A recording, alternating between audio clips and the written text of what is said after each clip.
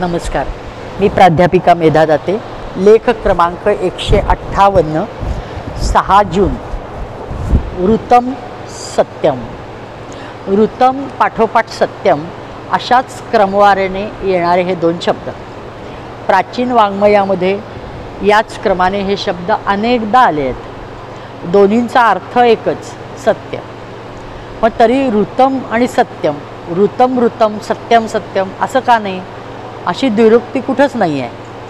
अर्थ जर एकच आहे तर भिन्न शब्द वापरायची गरज काय? पण ती गरज ऋषींची अनिवार्यता होती असं नव्हे, तर त्यांची प्रगल्भता त्याच्यातून दिसून येते. ऋ शब्दाचा अर्थ आहे जाणे, मिळवणे. ह्यात गतिमानता अभिप्रेत आहे.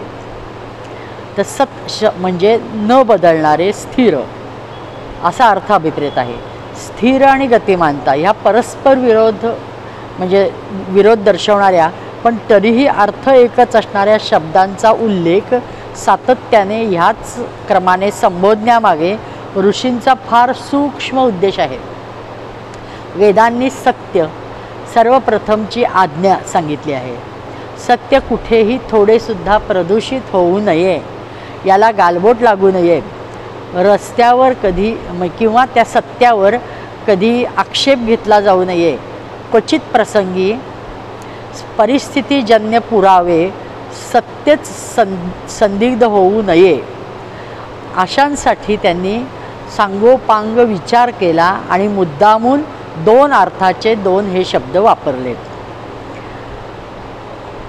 काही प्रसंगी सत्य हे परिवर्तनशील असते. समजा एखाद्याने सोन्याची बांगडी केली, म्हणजे सोने हा न बदलणारा आहे, पण त्याच्यापासून बनवणारे दागिने मात्र बदलणारे आहेत. कोणी साज केला, टीक केली, तन्मणी केली, अन्य कोणताही दागिना होऊ शकतो. पण दागिने हे बदलणारे सत्य आहे, तर सोने हे न बदलणारे सत्य आहे. म्हणजे सत्यसुद्धा परिवर्तनशील असू शकते. हा एक नवीन आयाम किंवा दृष्टी आड न करता येणारा त्याचा भाग ऋतम हा शब्द वापरून व्यवस्थित उहापोह त्यांनी केलेला आहे. उपनिषदांनी ही शब्दजोडी देह आणि आत्मा यांच्या संदर्भात घेतलेली आहे. कारण देह ही बदलणारी गोष्ट आहे, पण आत्मा हा सदा सर्वदा सर्वत्र विराजमान असणारा आहे. म्हणजेच तो न बदलणारा आहे, तो स्थिर आहे. जीव मात्र आपल्या कर्मानुसार 184 योन्या फिरत असतो, देह धारण करत असतो. आणि जीव म्हणजे पण आत्माच, पण तरीसुद्धा त्याच्यावर असणाऱ्या देहाच्या मर्यादेमुळे त्याचे संकुचितत्व सिद्ध होते. ते नेमकेपणाने करण्यासाठी ऋषींनी किती सूक्ष्म विचार केला आहे हे तिथं पाहायला मिळतं. कारण निर्विवाद सत्याला ह्या बदलणाऱ्या सत्यामुळे असत्याचा आरोप येऊ शकतो किंवा सत्यावर असत्याचे सावट येऊ शकते.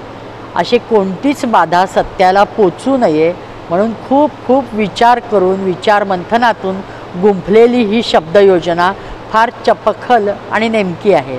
वेदांताच्या म्हणा किंवा ऋषींच्या म्हणा, एकूणच त्यांच्या सखोल विश्लेषक चिंतनातून ऋतम वच्मी सत्यम वच्मी या शब्दांची झालेल्या संकल्पनेला शतशत वंदन. सत्यम, जय सत्यम आणि जय ऋतम.